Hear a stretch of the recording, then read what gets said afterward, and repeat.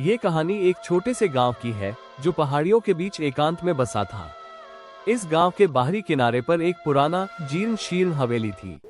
लोग कहते थे कि दशकों पहले उस हवेली में एक जमींदार का परिवार रहता था जो एक रहस्यमय आग में जलकर मर गया था। उस दिन के बाद से हवेली को अशुभ माना जाता था। एक रात गांव के 3 दोस्त मोहन, सुरेश और रवि, जो अपनी बहादुरी का प्रदर्शन करना चाहते थे, ने शर्त लगाई कि वे रात के 12 बजे उस हवेली के अंदर जाकर वापस आएंगे। जैसे ही घड़ी ने 12 बजाए, तीनों डरते डरते हवेली के फाटक के पास पहुंचे। फाटक पर जंग लगा हुआ था और उसे खोलने पर एक कर्कश भयानक आवाज आई, जैसे कोई बूढ़ा आदमी चीख रहा हो। अंदर हवा बिल्कुल स्थिर थी और अजीब तरह की ठंडक महसूस हो रही थी, जबकि बाहर रात सुहानी थी। हवेली के अंदर घना अंधेरा था। उन्होंने टॉर्च की रोशनी में आगे बढ़ना शुरू किया। धूल से भरे कमरे, टूटे हुए फर्नीचर और दीवारों पर काली पड़ चुकी पेंटिंग्स थीं जिनकी आंखें मानो उन्हें घूर रही थीं। वे मुख्य हॉल में पहुंचे। अचानक सुरेश ने फुसफुसाते हुए कहा, क्या तुमने कुछ सुना? मोहन और रवि ने चुप्पी साध ली।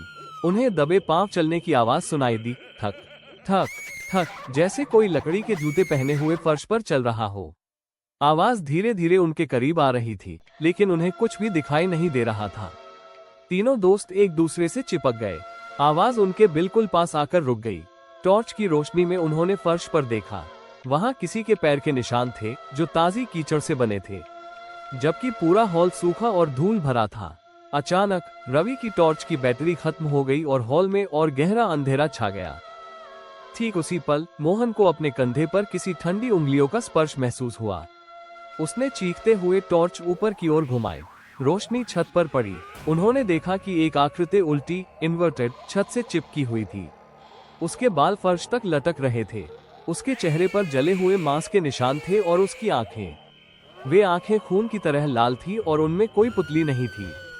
सबसे भयानक बात यह थी कि वह आकृति मुस्कुरा रही थी, एक भयानक भयानक मुस्कान।